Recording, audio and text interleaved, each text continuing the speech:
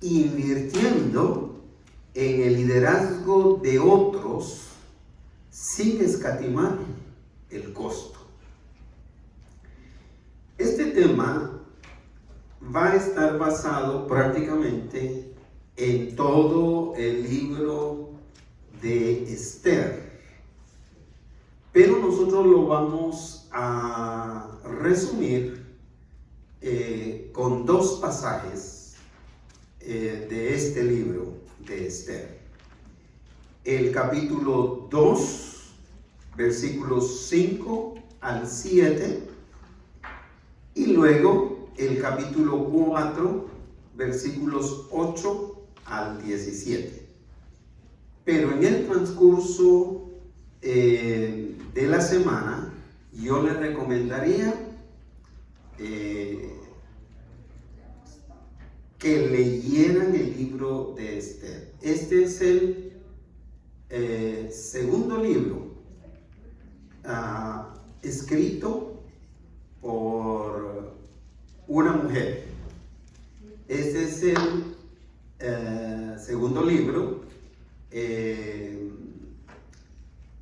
y único de toda la escritura escrito por mujeres. El otro es el libro de Ruth, que fue antes de Salmos, y Esther, que resulta después de Nehemías. Leo el pasaje de la siguiente manera. Voy a hacer una conexión entre medio de las lecturas para que tengamos idea de lo que vamos a estudiar. El primer pasaje, el capítulo 2, versículos 5 y 7, describen a uno de los protagonistas en este relato que hace Esther, cuyo nombre es Mardoqueo, y empieza el pasaje de la siguiente manera. Había en Susa, residencia real, un varón judío cuyo nombre era Mardoqueo, hijo de Jair, hijo de Simei, hijo de Cis, del linaje de Benjamín, el cual había sido transportado de Jerusalén con los cautivos que fueron llevados con Jeconías, rey de Judá, a quien hizo transportar Nabucodonosor, rey de Babilonia. Y había criado a Hadasa, es decir, Esther, hija de su tío, porque era huérfana, y la joven era de hermosa figura y de buen parecer. Cuando su padre y su madre murieron, Mardoqueo la adoptó como hija. Hasta aquí tenemos a los dos protagonistas de este relato. Por supuesto que entre medio de todo esto y el siguiente pasaje que vamos a leer, Esther llega a ser la esposa de el rey de Susa, o sea, del imperio persa. Como llega a ser esposa del rey, automáticamente se convierte en la reina del imperio persa. Junto con eso, por razones que vamos a ver más adelante,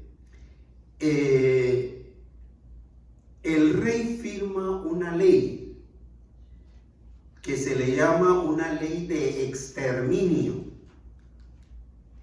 en contra de los judíos. Es decir, se firma una ley para acabar con los judíos, para matar a todos los judíos que vivían en Susa. Por lo cual, Mardoqueo hace llegar un mensaje, una petición a la reina, quien es Esther, de que ella salvara al pueblo de ese exterminio. Así que empieza el capítulo 4 con el versículo 8 al 17, que es el segundo pasaje que vamos a resumir. Le dio también la copia del decreto que había sido dado en Susa para que fuesen destruidos. Está hablando de Mardoqueo, que le dio a su mensajero una copia de esa ley, donde se autorizaba destruir a todos los judíos, con el fin o a fin de que la mostrase a Esther y se lo declarase, es decir, le contara lo que estaba pasando y le encargara que fuese ante el rey a suplicarle y a interceder delante de él por su pueblo.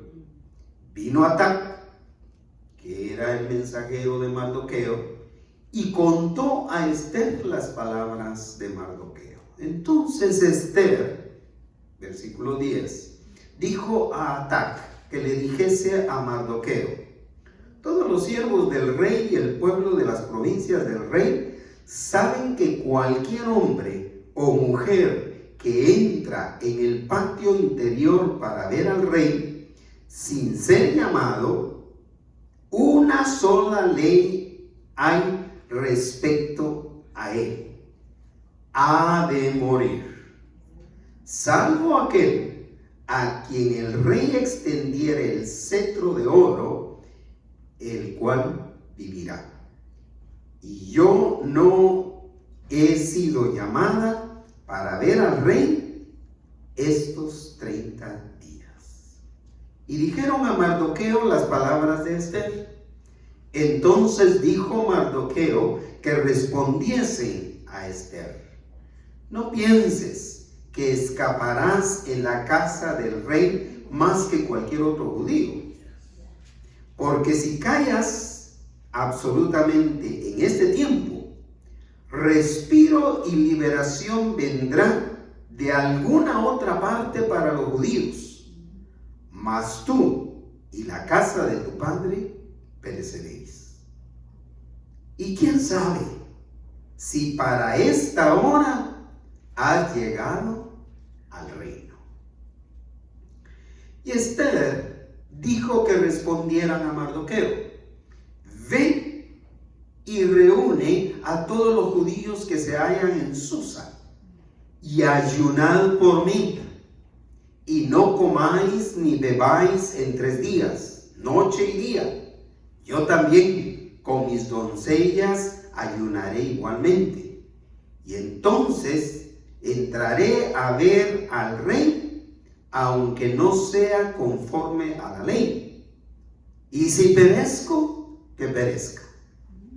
Entonces Mardoqueo fue e hizo conforme a todo lo que le mandó Esther. ¿Qué le parece de interesante el relato?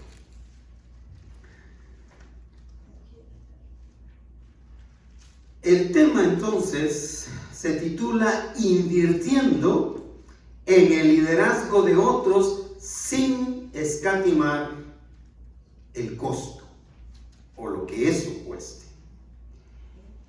Este tema de mentoría, la mentoría no es otra cosa más que la instrucción que se da a nuevos líderes o a nuevos creyentes, que es el caso del liderazgo espiritual.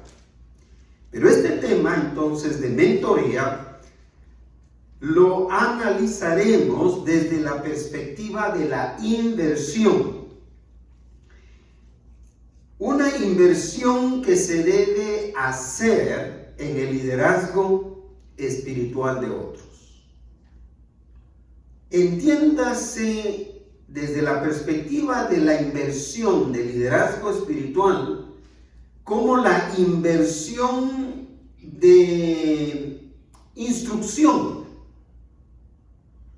Que no venga la inversión a iluminarse primeramente con el sentido de dinero, aunque también se invierte dinero.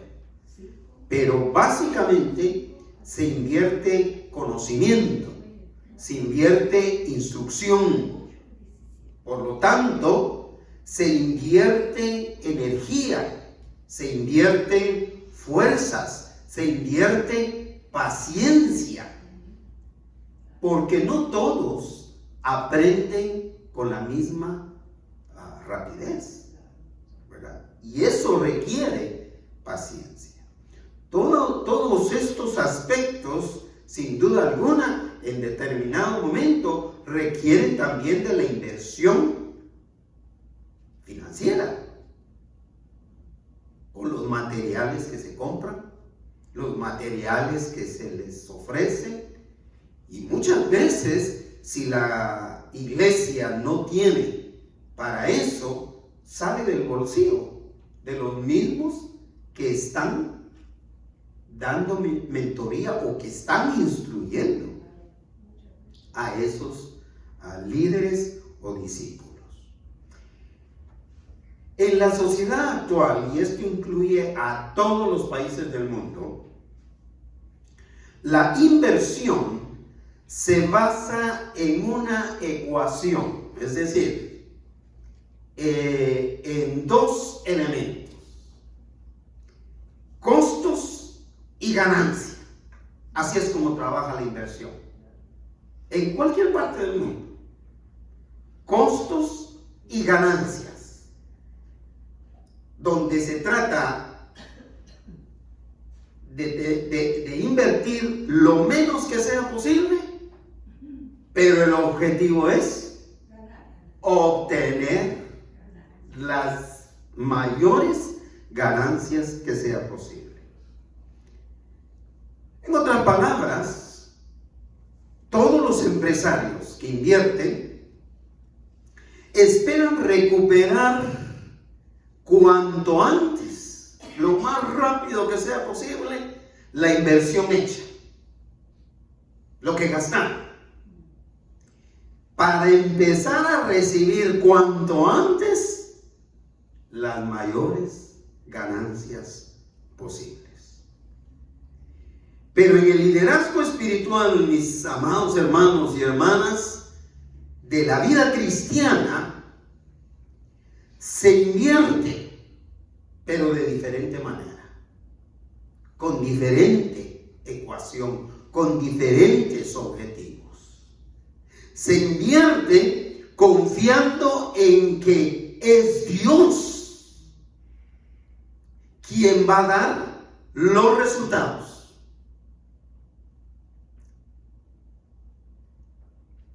Aunque nosotros, los que invertimos, nunca los veamos o no alcancemos a verlos.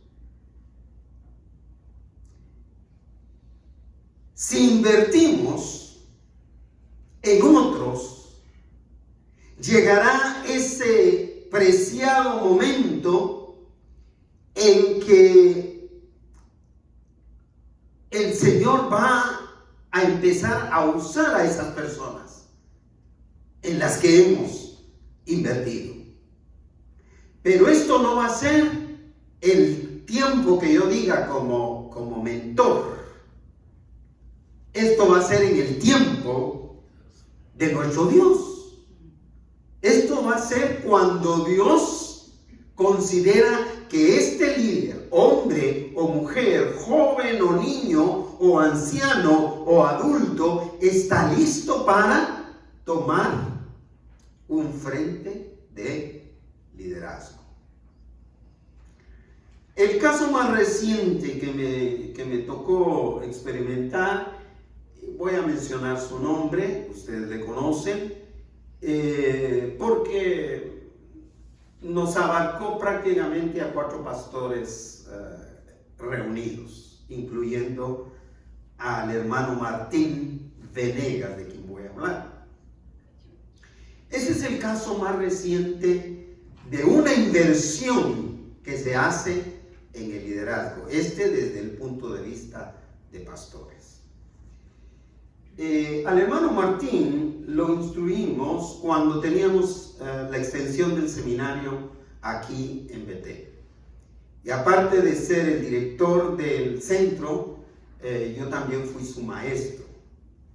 Y me tocó enseñar varios cursos que se relacionan especialmente con el ministerio. Perdí contacto, como se pierde contacto con todos los que se gradúan. Son pocos con los que se mantiene contacto. Pero en el caso del hermano Martín, perdí contacto una vez él se graduó. O sea, yo no supe lo que había pasado con él. Con el tiempo, viniendo ya a este año justamente, yo andaba buscando alguien que nos ayudara para el evento evangelístico que llevamos a cabo en mayo 20, ¿se acuerdan? Y por dirección del Señor, las conexiones que yo empecé a hacer me llevaron a Martín Venegas, pastor asistente de otro pastor actualmente, y que me dijo: es un placer poder trabajar con usted, va a ser una bendición grande poder trabajar en este evento evangelístico con usted, y yo me ofrezco para armar un equipo de evangelizadores, que fue el equipo que nos vino a ayudar. Es interesante cómo se da esa dinámica. Al poquito tiempo muere el suegro del hermano Martín, pero ellos no se reúnen en un templo porque no tienen esa bendición en un templo como nosotros. Se reúnen en el parque. Así que el pastor Martín me solicitó si podían usar este lugar para hacer un culto al Señor por la vida de su suegro. No me negué, por supuesto, colaboré con ellos, pero ahí vino la reunión. Nos reunimos 4 pastores. De los otros 3, al único que yo conocía es al hermano Martín. Y entre los pastores estaba el pastor actual, a quien el pastor Martín asiste como pastor. Ya después de que terminamos el culto, en reunión de pastores, me dice este pastor a mí: Pastor Núñez, me dice, muchas gracias, con estas palabras, muchas gracias por todo lo que usted invirtió en Martín. Porque me dijo, yo estoy disfrutando de toda esa inversión que usted hizo. Es un increíble siervo del Señor. Es decir, uno podría decir, quisiera ver a todos los exalumnos de esa manera, o a todos esos nuevos creyentes a quienes les enseñé en ese ambiente. Es posible que no lo vamos a ver, es posible, pero de que va a haber resultados, va a haber resultados, pero todo depende de Dios. Recordemos que el apóstol Pablo en relación con esto decía lo siguiente en 1 Corintios capítulo 3 versículo 6, no lo busque, pero dice: yo sembré, yo planté, yo hice todo ese trabajo que lleva la siembra en los creyentes. Pero continúa diciendo: Apolos, otro siervo del Señor, regó, lo que significa tomó cuidado de ellos. Pero al final de cuentas, el crecimiento lo da Dios. Entonces, no importa si yo sembré, si yo regué, si yo coseché, porque uno es el que da el crecimiento, es Dios. Dios es el que da el crecimiento. Dios es el que va a poner esos nuevos líderes dirigiendo la obra, predicando el evangelio, discipulando nuevos creyentes o invirtiendo para el reino de nuestro Dios. Así que este relato de Esther ocurre durante el reinado del rey persa Asuero, conocido también con el nombre de Jerjes I. Este relato se junta con el exilio del pueblo de Israel allí en Persia.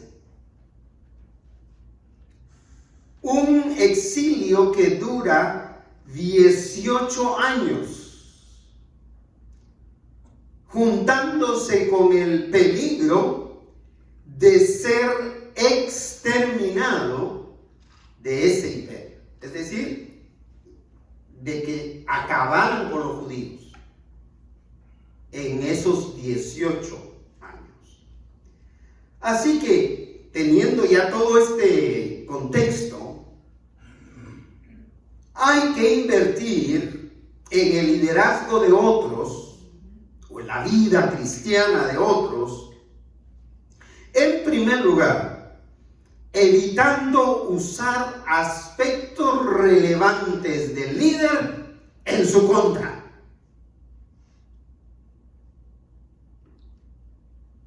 ¿Entienden este primer punto?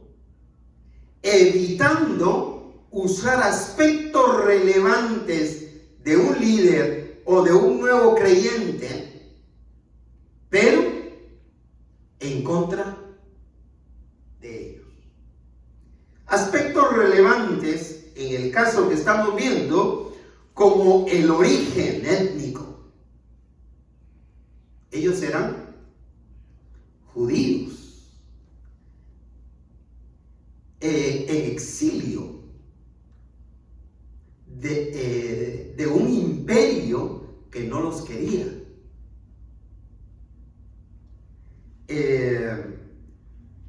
Tenían un estatus social y económico muy elevado.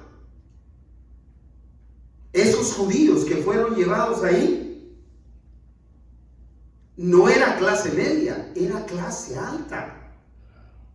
Y ahora vamos a analizar qué tan alta era la clase a la que pertenecía.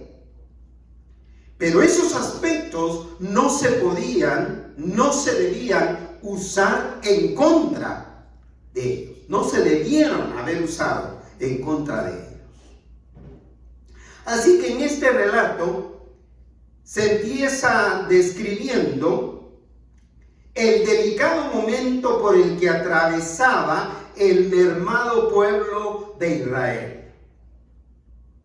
¿Qué significa mermado pueblo? Significa escaso. Durante esos 18 años, de exilio, ya solo quedaban 3,000 familias del pueblo de Israel. Imagínense, 3,000 familias.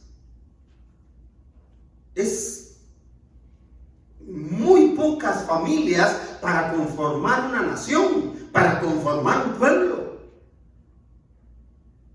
Pero debido al pecado o a los pecados del pueblo, había sido mermado a tal manera, a tal grado, que ya, según los historiadores, solo quedaban 3,000 familias. Eso sí, eran de las familias más ricas de Israel. Y por lo tanto, eran de las familias más educadas también. Eso estaba a favor de ellos. Así que empieza el versículo 5 en su primera parte del capítulo 2 de Esther, diciendo una oración que describe el contexto de aquellos judíos en el imperio persa. Dice, había en ¿qué? Susa, residencia real. ¿Qué era Susa entonces? Era la capital, era el Washington DC del imperio de Persia, del imperio de Persia. Y estaba al mando del imperio el rey Asuero, como lo he mencionado, el cual tenía dos grandes debilidades. Una era el alcoholismo, que lo tenía atrapado, y la otra eran las mujeres. Y en un momento de embriaguez, en una de esas sus borracheras,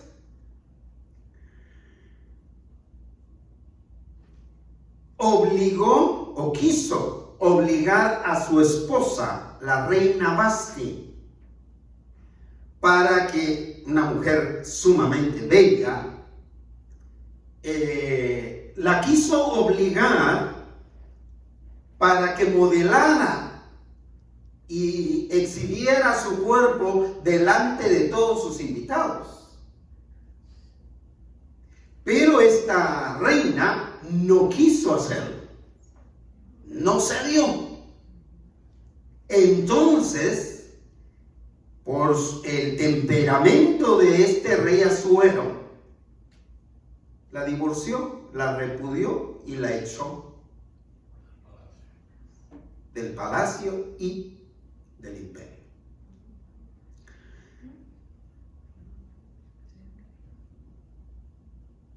Las decisiones del rey de Persia en ese entonces eran irrevocables. Es decir, no había chance de que él se arrepintiera y después le dijera a Vasti, ¿sabes qué? Me equivoqué, regresa. Eran irrevocables. Y la desobediencia a una ley o a una decisión del rey se pagaba con la muerte. Es decir, si ella hubiera dicho, ¿sabes qué? No me voy, de aquí nadie me saca, es seguro que la mata. Así que ese es el ambiente que se vive en ese imperio. Ahora veamos el origen y el estatus social y económico que tenían tanto Mardoqueo como Esther en ese momento de sus vidas. Ese origen y ese estatus eran sumamente relevantes, importantes, tanto para ellos como para los persas.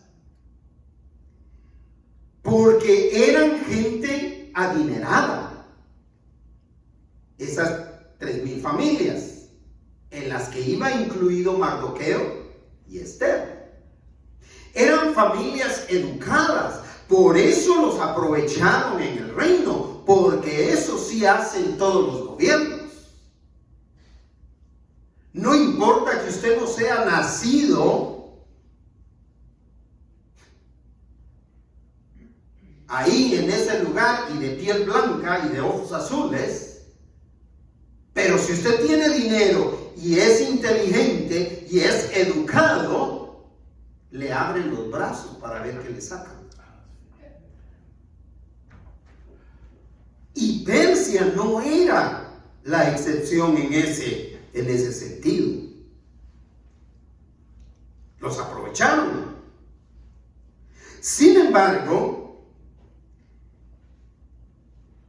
si aparecía entre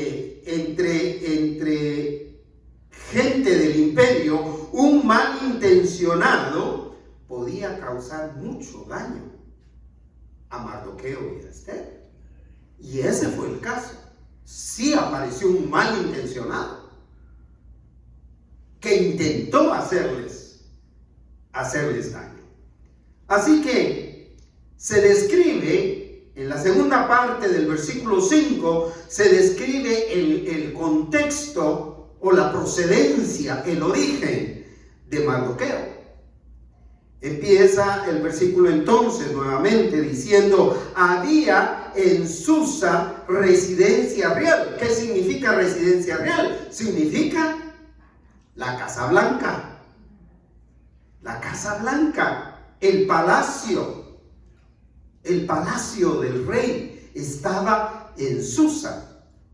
Y dice: había en Susa residencia real un varón judío cuyo nombre era Mardoqueo. ¿En dónde estaba Mardoqueo? Era un funcionario del palacio. Era un funcionario del rey. No dice qué cargo ocupaba, pero era un funcionario. Trabajaba en el palacio real. Y continúa: hijo de Jair, hijo de Simei, hijo de Cis, del linaje de Benjamín, del linaje de la tribu de Benjamín. ¿Sabe de quién era descendiente Mardoqueo en la tribu de Benjamín? ¿Alguien tiene alguna idea? No. Del rey Saúl, primer rey de Israel. Él era descendiente directo del rey Saúl, es decir, la familia de Mardoqueo ya experimentaba esa relación social de carácter de la realeza israelita, pero al fin y al cabo tenía todo ese conocimiento de reyes, de los reyes de Israel. Así que continúa, versículo 6, el cual había sido transportado de Jerusalén con los cautivos, de los cuales ya solo quedaban 3,000 familias. Con los cautivos que fueron llevados con Jeconías, rey de Judá, es decir, con todo y rey de la tribu de Judá, fueron llevados a un imperio donde fueron esclavos, donde fueron cautivos. Con Jeconías, rey de Judá, a quien hizo transportar Nabucodonosor, rey de Babilonia. Aunque era extranjero, un judío despreciado, lo sabían, ocupaba un cargo de dignidad, con solo el hecho de estar en el palacio real, contratado por el rey, ya ocupaba un cargo de dignidad. Sin embargo, esto no lo exoneraba de cumplir la ley. Es decir, que si había una ley de exterminio, él se iba también. Si había una ley contra los judíos, él no iba a quedar exonerado porque trabajaba en el palacio real. Él también estaba sujeto a la ley.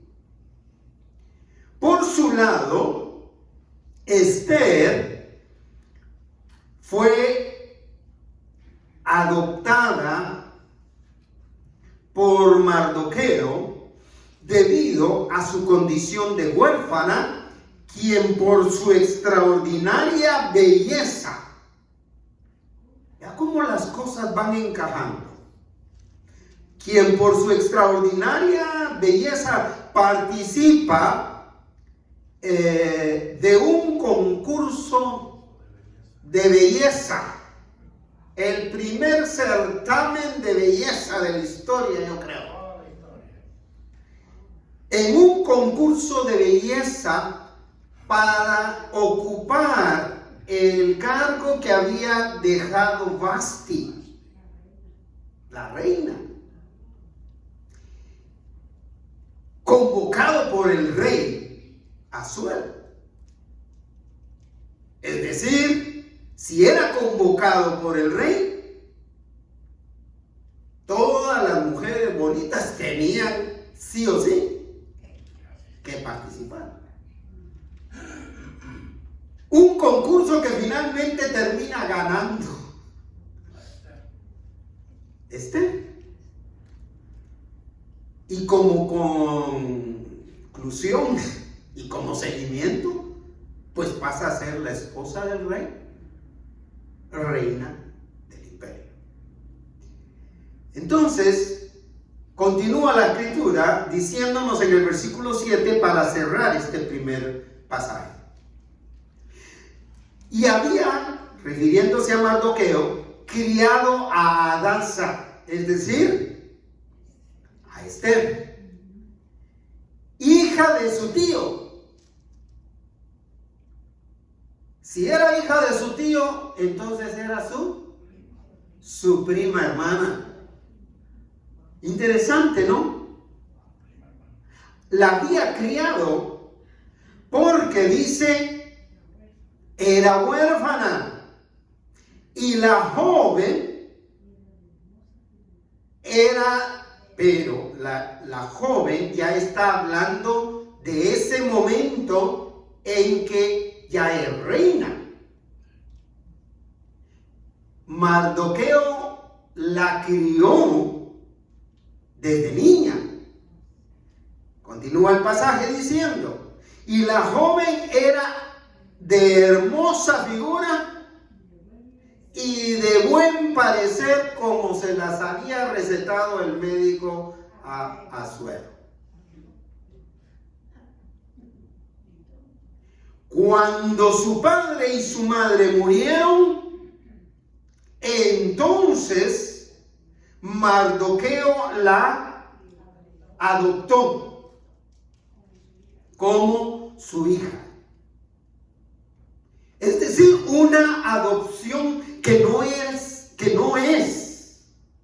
no solo no era, pero hoy día no es usual.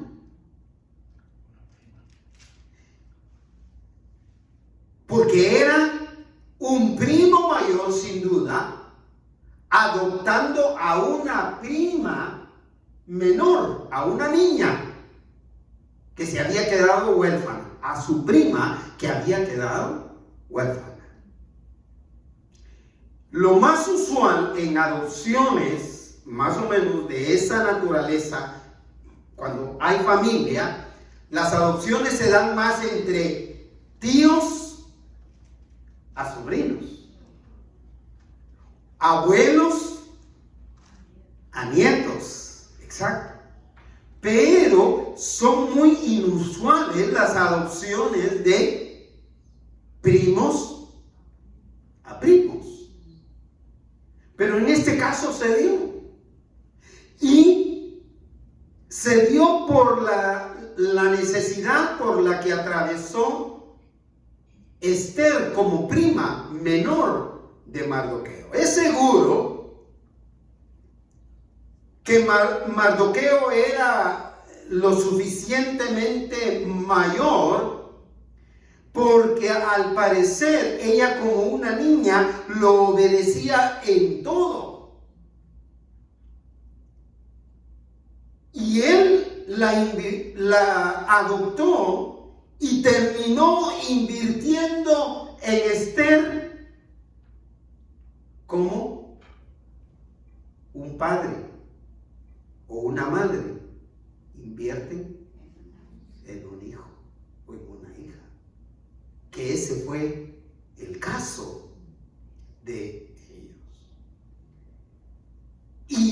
E invirtió de tal manera que, sin saberlo, había invertido en la persona, en este caso, una mujer sumamente bella e inteligente, muy inteligente, que iba, o más bien dicho, salvó al pueblo de ser exterminado.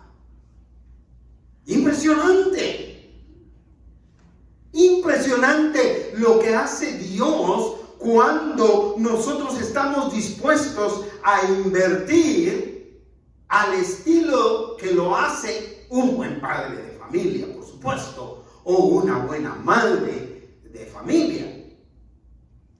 Están dispuestos a darlo todo, a invertirlo todo, sin esperar nada a cambio. Ojalá que usted sea de esos padres de familia. Ojalá que usted sea ese tipo de mamá. Nuestra responsabilidad es responder por nuestros hijos, pero no para garantizarnos que uno de ellos va a tomar cuidado de nosotros cuando nosotros ya no podamos trabajar. La ley de la naturaleza a través del Señor, aparte de los que confiamos plenamente en el Señor, más de alguno de nuestros hijos va a poner el Señor para que velen por nosotros. Y si no hay ningún hijo que vaya a velar por el papá, va a haber un sobrino, porque se ha dado el caso. O un familiar, cualquiera. Pero la intención del padre de familia nunca debe ser: voy a invertir en la educación de mi hijo para que cuando éste sea médico, ingeniero o lo que sea, me sostenga y yo pueda disfrutar los años de mi vejez. Usted está totalmente perdida, arruinada está, si así lo piensa. Y se lo digo de todo corazón, ¿eh? Y da miedo, sí.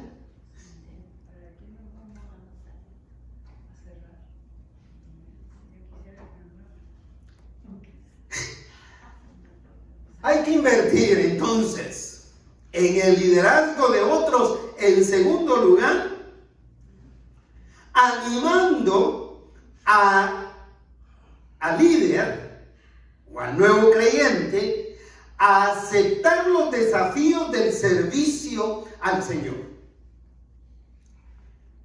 Este punto es algo que a mí me incomoda muchísimo.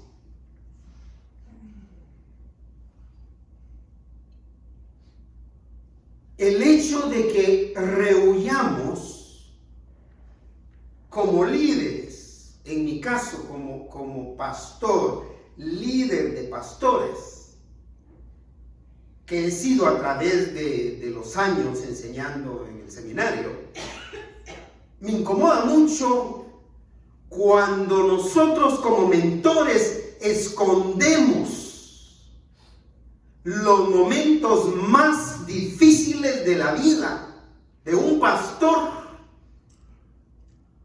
a uno que viene tras de nosotros para ser pastor. ¿Saben por qué? Porque la mayoría solo ve lo de afuera, solo ve el traje, la corbata que viste el pastor domingo a domingo y la sonrisa con la que siempre nos atiende y nos recibe y lo bien peinado que viene y si tiene un carrazo, el carrazo en el que llega. Y si tiene una linda casa como yo nunca he tenido, tanto más. Todo eso nos vislumbra. Pero hay momentos, mis amados hermanos, por los que atravesamos como pastores, que tenemos que comernos las uñas, porque no tenemos otra cosa que comer. O poner a nuestros hijos a trabajar al lado nuestro. Hay que mostrar esos desafíos y eso es lo que me llama la atención de Mardoqueo. Porque como reina, Esther pudo haber vivido la vida de manera fabulosa y extraordinaria, sin ser desafiada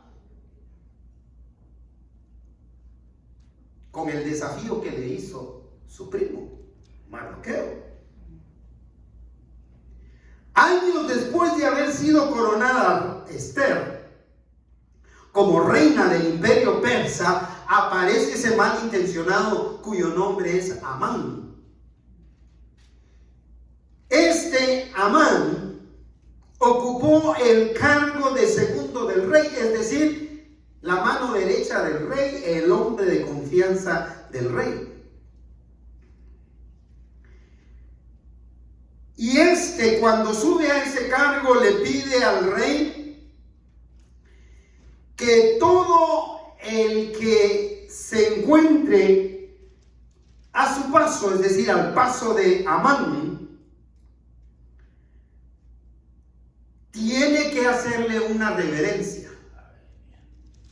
Tenía que arrodillarse ante Amán y agachar la cabeza. Todo, hombre y mujer. Y al rey le parece extraordinario y se lo aprueba.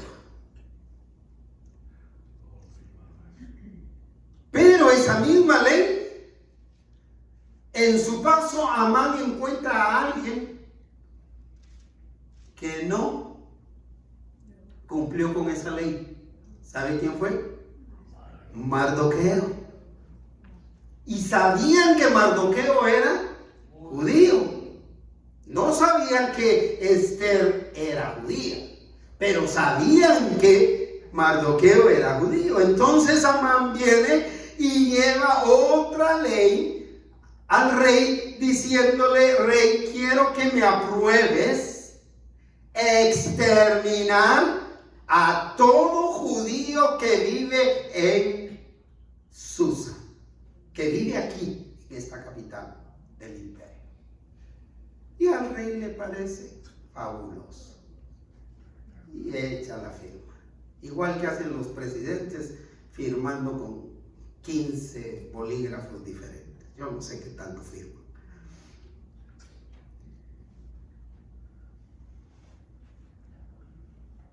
Así que ya tiene esa ley que lo respalda para el exterminio de los judíos.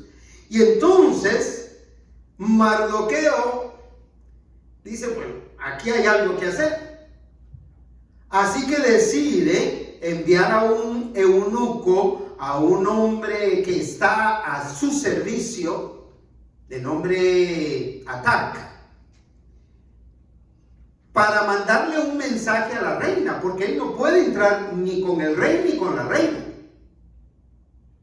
Entonces le manda un mensaje a la reina. Y ahí empieza a narrar el capítulo 4, versículo 8, lo que leímos anteriormente. Le dio también la copia del decreto, es decir, de esa ley que acababa de firmar el rey, que había sido dado en Susa para que fuesen destruidos, es decir, para que acabara con ellos, para que fueran extinguidos de aquel lugar, a fin de que lo mostrase a Esther y se lo declarase. Y aparte de eso, ¿qué dice? Y le encargara que fuese ante el rey a suplicarle y a interceder por el pueblo, por su pueblo, por el pueblo de Esther. Le lleva la copia y le dice, ve, según Mardoqueo dice, por favor, ve e intercede por el pueblo, para que no los extermine. Versículo 9, vino Atac de regreso y contó a Esther las palabras de Mardoqueo. Como era la costumbre en ese imperio y en ese entonces, Esther, como reina, aunque era la reina, no sabía los negocios del reino. No sabía qué ocurría en el reino persa. No sabía lo que su marido estaba haciendo. Y tampoco podía preguntar. Ya van a ver ustedes por qué. ¿Verdad? Por lo que era ajena a aquel macabro plan de exterminio que Amán se había planteado. Así que la petición de su primo papá la dejó completamente desconcertada, fuera de onda. ¿Qué está pasando? Porque en realidad, mis hermanos, mis hermanas, esta fue una solicitud osada que incluía un desafío de muerte para Esther. Y Esther lo sabía, porque Esther era muy inteligente y aparte de inteligente, era una mujer muy valiente como pocos hombres. Por eso es que resalta.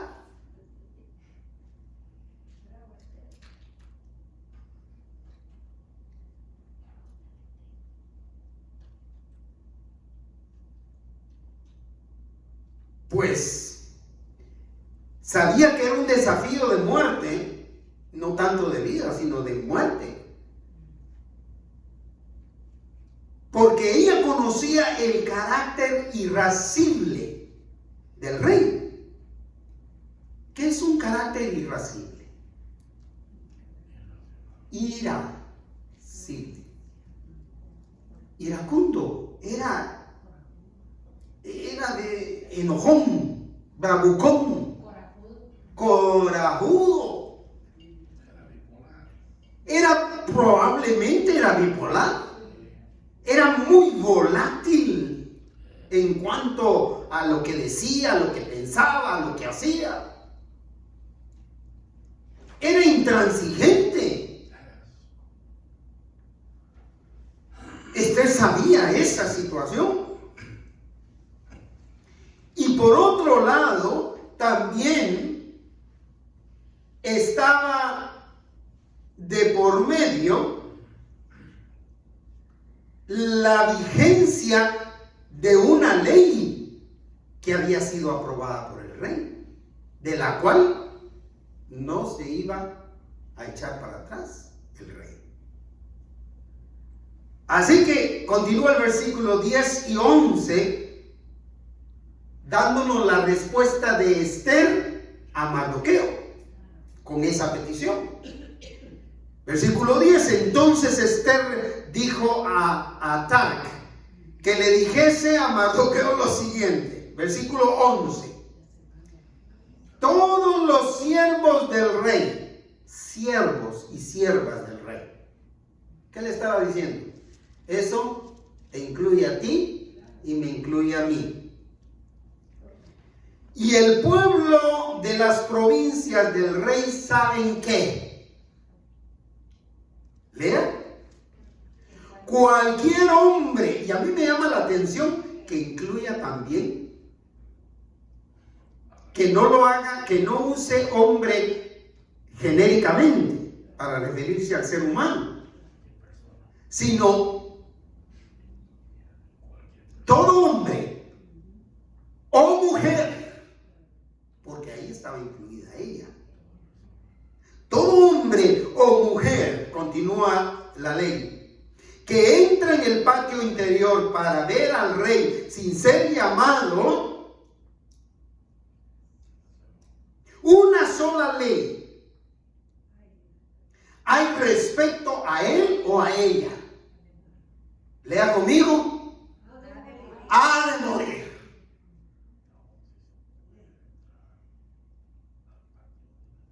Y su conclusión inteligente: salvo aquel a quien el rey extendiere el cetro de oro, el cual vivirá. Es decir, debido a su carácter, puede haber la probabilidad, lo cual no era muy usual, que el rey cambiara su decisión. Es decir, había un riesgo real de muerte, salvo aquel a quien el rey indultara, por decirlo de otra manera. ¿Y sabe cuál es la conclusión de ella? Y yo no he sido ¿qué? Llamada para ver al rey en estos últimos 30 días. Así que yo voy mal. Si voy a morir. Esther entonces, aparte de ser tan bella, era muy inteligente y sabía que aunque era la reina, ella también era parte de los siervos y siervas del rey. Aparte de eso, sabía que era judía, pues era prima hermana de Mardoqueo, descendiente del rey Saúl.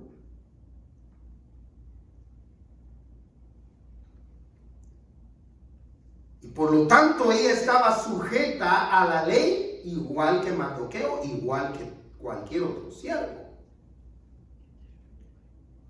Y lo peor del caso es que no había sido llamada en los últimos 30 días. En el último mes no había visto al rey.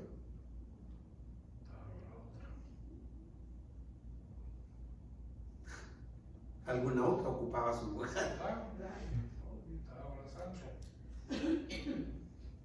Como decía mi papá y mi mamá, esta Esther llevaba todas las de perder. Pero Mardoqueo le hizo el desafío de su vida. Ese es el punto.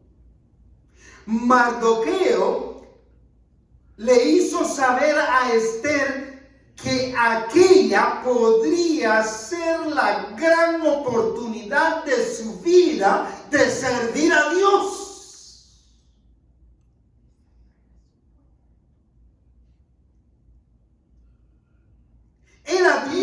le estaba dando la oportunidad de ser parte de la historia que él, como Dios verdadero, como Dios todopoderoso, como Dios proveedor, tiene la autoridad de escribir.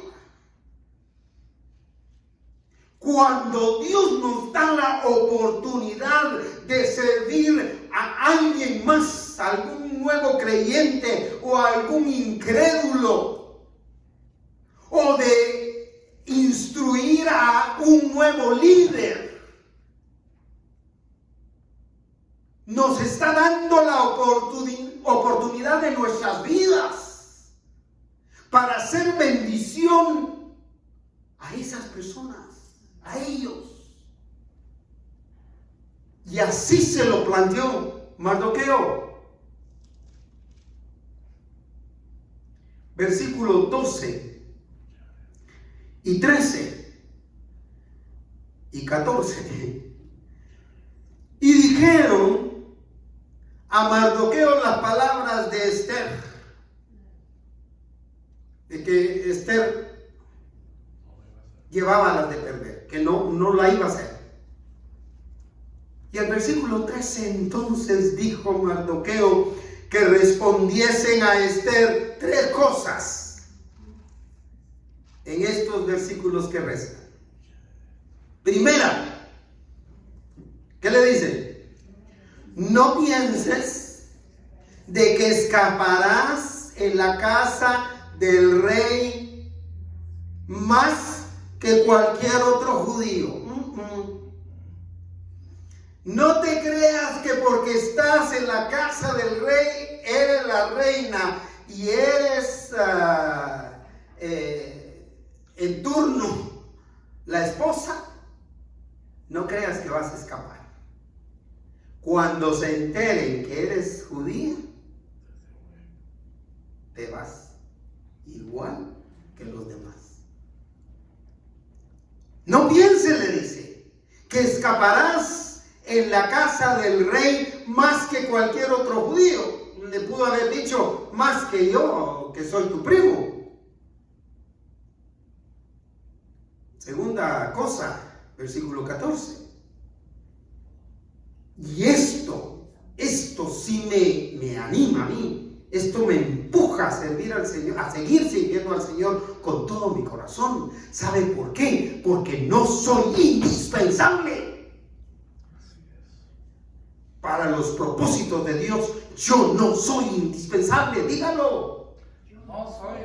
No, usted no es indispensable. El dinero que usted aporta aquí no es indispensable.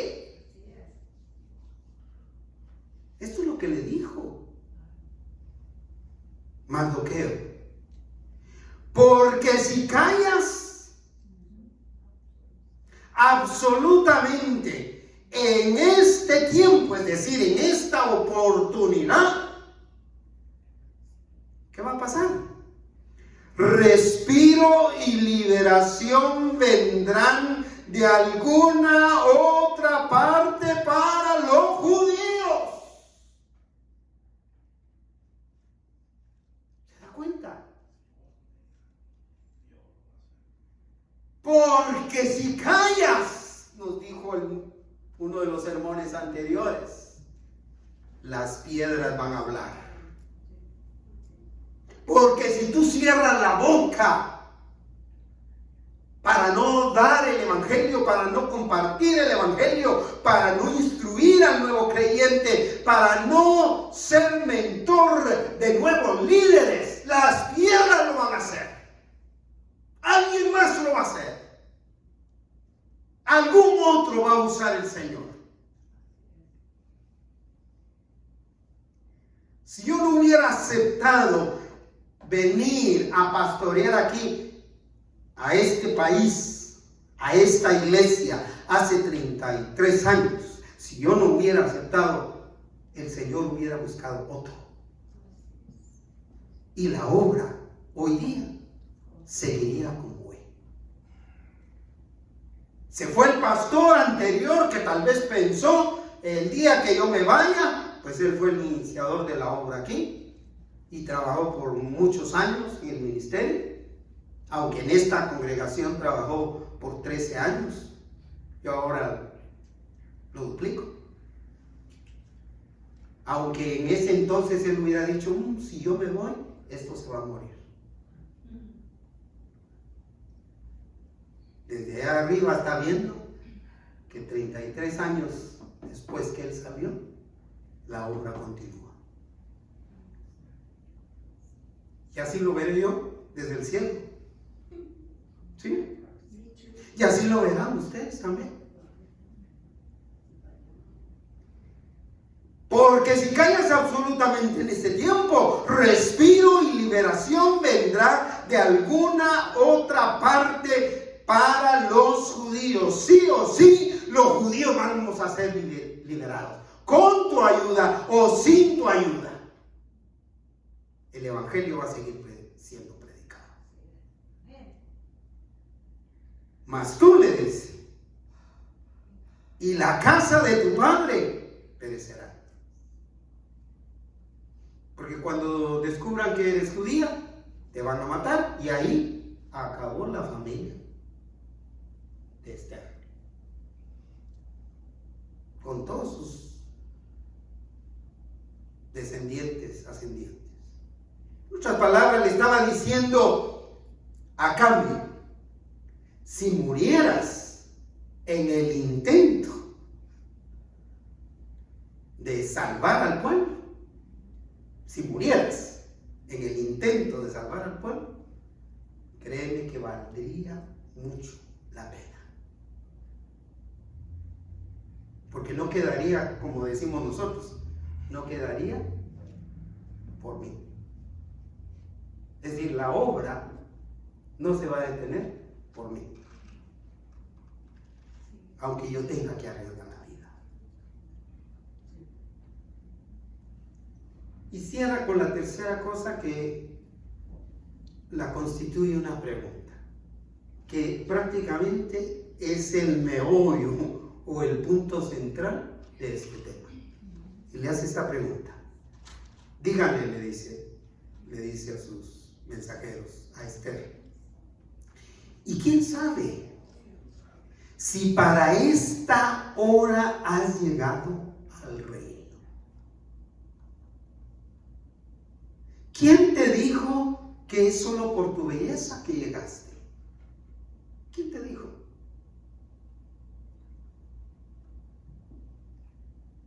¿Quién sabe si el Señor te abrió el camino y te puso allí para algo específico? Ustedes están aquí porque el Señor los ha puesto para algo específico. Y más vale que le pidan al Señor que le revele qué es eso. Y que ustedes se ocupen de contribuir con eso también. De aprovechar esa gran oportunidad que les da el Señor. En otras palabras, le estaba diciendo Mardoqueo a Esther, esta podría ser la oportunidad más grande de toda tu vida para servir de manera significativa en el reino de Dios. Al servir al pueblo, al salvar al pueblo. Y cierro el punto diciendo que así fue. Porque esto es lo que sucedió al final del relato. Esther fue, desafió la vida. Y el relato concluye de que el pueblo existe hasta el día de hoy.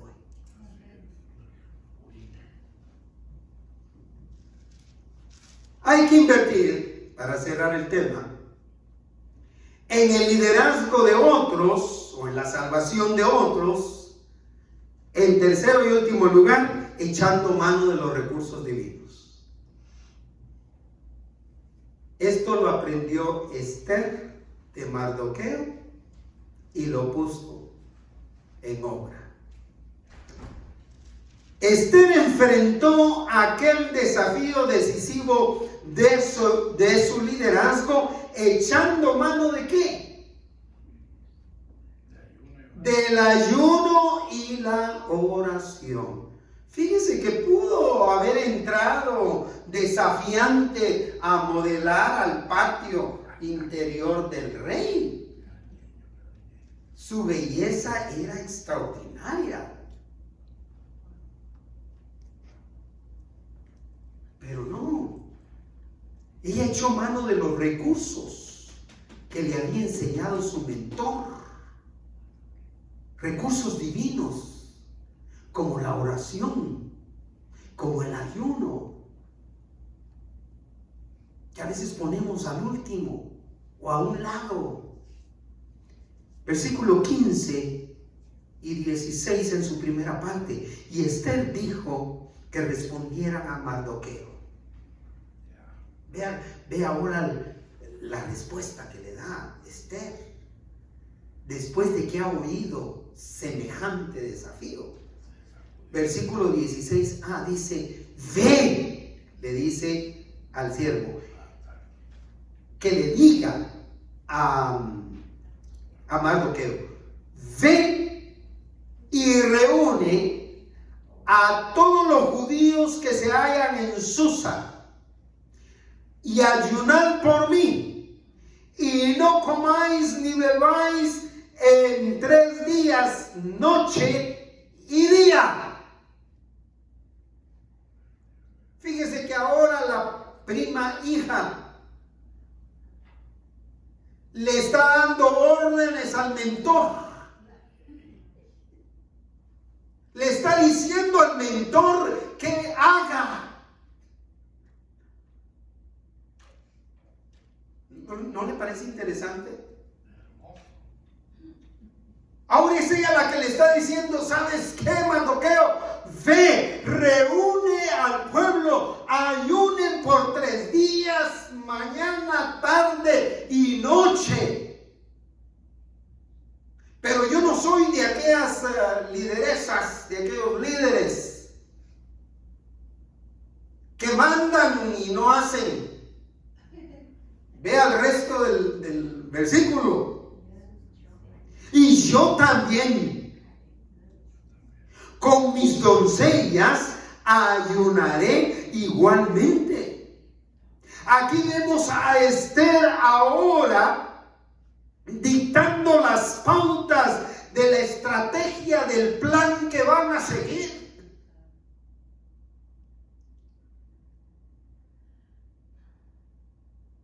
Echando mano de recursos divinos que sin duda alguna había aprendido de su mentor Mardoqueo. Por eso tenemos que ser muy cuidadosos con lo que enseñamos a otros, a nuevos creyentes. Esther, consciente del peligro de muerte que corría, que iba a enfrentó ese desafío confiando plenamente en que Dios estaba en control. Pero déjeme explicarle qué significa Dios está en control. Porque muchos piensan que el decir, el creer, Dios está en control, significa que todas las cosas van a salir como yo digo. Y fíjese que le tengo la mala noticia, que no es así. Eso lo explica Esther cuando lee de la siguiente manera. Versículo 16, en su segunda parte. Y entonces dice: entraré a ver al rey, aunque no es conforme a la ley. O sea, pues no me ha llamado. sea que llevo las de morir. Pero dice, entonces, dice Esther, entraré a ver al rey, aunque no sea conforme a la ley. Pero lea conmigo el resto. Y si perezco, que perezca. Eso significa Dios está en control. Pues si me muero, pues me muero. Dios está en control. Eso es, Dios está en control. Decimos Dios está en control, pero después nos enojamos con Él porque el enfermo por el que estábamos orando finalmente se murió. Pues eso es lo que significa que Dios está en control. Si perezco, pues de modo que perezca. Dios está en control. Y cierra el versículo 17 diciendo, entonces Mardoqueo fue e hizo conforme a todo lo que le mandó Esther. El primo, el mayor, el mentor, el papá, ahora siguiendo las instrucciones que le dio la prima menor. Al pie de la letra. No cabe duda que había mucha humildad también. Hermanos, a veces se nos hace tan complicado recibir opiniones de gente menor que nosotros. Y a veces sabemos que tienen razón, pero no hay manera de sentir humildad para aceptar que estas personas saben más que nosotros. No cabe duda que Dios estaba en control, porque la narrativa del libro termina con Esther con vida. Y, por otro lado, el pueblo ya no fue erradicado de la tierra. Es necesario estar alertas a todas las oportunidades de servir al Señor, hermanos, hermanas, e invertir lo que tenemos, invertir con gozo, con alegría. Cuando invirtamos, cuando demos lo que demos, hagámoslo con alegría, con gratitud a Dios que lo provee. Es necesario invertir para la salvación de otros, para que otros sean salvos. Es necesario invertir en el liderazgo de otros que van a seguir sirviendo al Señor cuando nosotros ya no estemos. Porque es necesario invertir. ¿Sabe por qué es necesario invertir? Porque nada de lo que invirtamos en la obra del Señor es en vano. Cerramos el tema. Cuando escuchemos una propuesta que se dé buena, razonable y favorable para todos, hay que ser humildes lo suficiente para reconocerla, aunque venga de otros que son más jóvenes, o de nuestros hijos, o de nuestros estudiantes, o de los que nos sirven.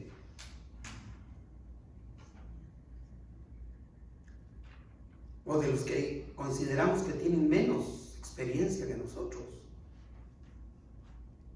Y viceversa. Cuando venga de un anciano como yo, que usted piense que yo no sé de toda la tecnología y las redes sociales, como usted sabe. No la desprecie, porque puede ser la voluntad de Dios lo que se le está exponiendo.